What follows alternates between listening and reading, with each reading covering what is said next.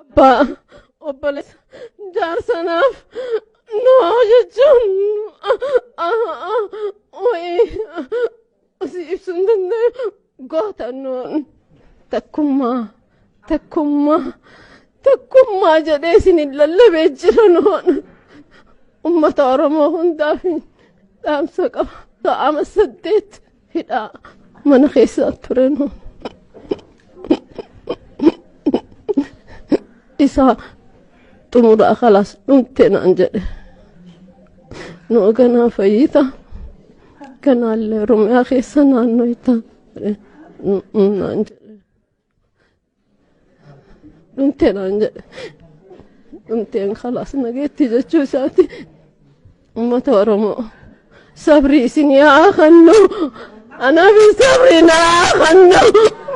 takkummaa keessan jabeessa yaa ummata Oromoo yoo isinii galeen hoo booda ummata kanaafne ani waan inni isinitti himun jiru Allah finfinnee jedhe waan takka hin hambisne ana qabsoon hin beekne qabsoo keessan ana kennoon Allah ani Oromiyaa waan taateen beeku haatiin tiyya waan taateen beeku Allah isaan na barsiise Oromummaa noo jechuun goota takkallee isa gahin jiru kanaafu khalaas noon isinirraa deeme anarraa deeme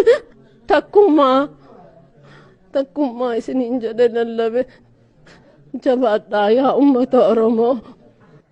isin goota Oromoon goota Oromoon jagnaadha Oromoon leenca akka caaluutti osoo darbaamu osoo iyyuu isinitti du'e maaliif dubbadhu naan jettanii isin akka caaluutu isinirraa deemee barru leenca namuu hin dandeenyeen isallee kuchi isani kute khalaas noon hidhamee ture hidhaa mana hidhaatii miti ni hidhaniin harka miila afaan maaliif summii ture gaajachin isaan summii ture isaaf immoo summii waa'ee biyya isaa akkoo ibsumoo noon oksijiina isaarraa dubbatu biyya isaa noon Allah jannata isaa kannuufi achumatti kakkaa caaluu dhabdan ummata Oromoo noo qofaami obsa isin yaa kanno way maal jedhinaan jette obboleetti tiyya kanaa ol noon Oromoo jechaatiin hin maraatee bar butarratti Oromummaa irratti maraate kana ni beeytanii ni maraate. Gubadhes keessa gubadhe dabree harka isaa gube noommo Oromoodhaaf waan hin taane qabaanne Allah mana nuu fuudhi lafa nuu fuudhin jedhaan noo deemitin ijoollee tala ta ummata Oromoon tuqunaan jedheen ani ummata Oromoon fedhu qotee bulaarraa kaasanii naa kannanii bar jedhe laal